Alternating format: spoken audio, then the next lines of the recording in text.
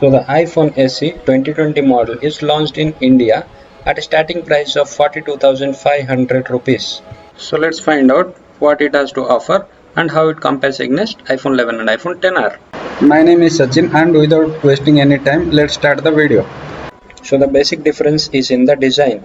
iPhone SE comes with a 4.7-inch older design with a home button and huge bezel and huge chin, whereas the iPhone 11 and XR comes with a notch design.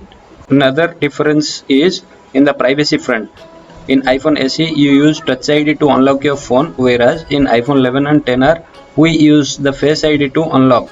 All the three models comes with IPS LCD display with HD resolution and True Tone enabled. HD display in 2020? Seriously? I mean, Apple would have gone for a full HD display instead of a HD display. Display being the downside of the mobiles, the processor, the camera, and the design which we get are truly flagship level.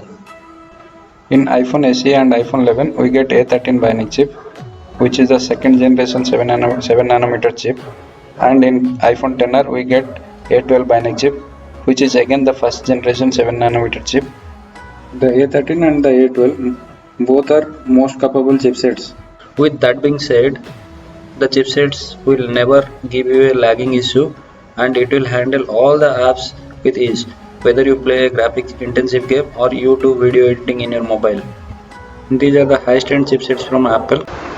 In all the chipsets, app load faster and switching between the app are buttery smooth, and you will never face RAM management issue or any lagging issue.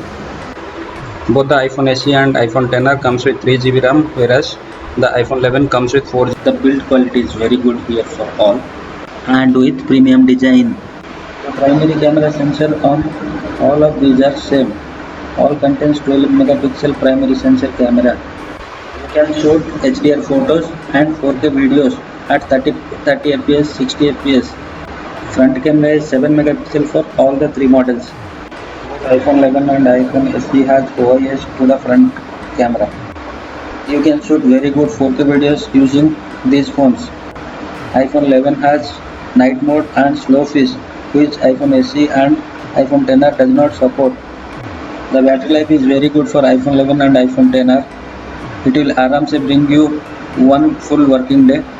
With moderate usage, it will aramse give you 6 to 7 hours of screen on time daily, thanks to the Apple A12 and A13 Bionic chips, which is so fantastic in battery management and app management.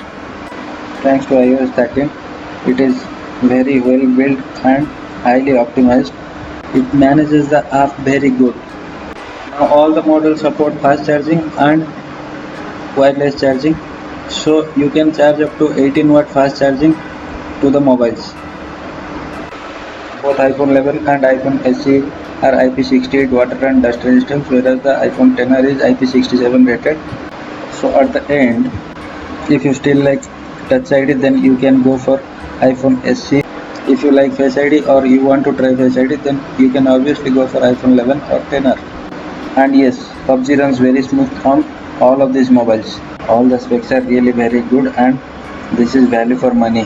So please comment below which one you like the most and which one you will take. If you are fine with a small tiny display, then you can go for iPhone SE.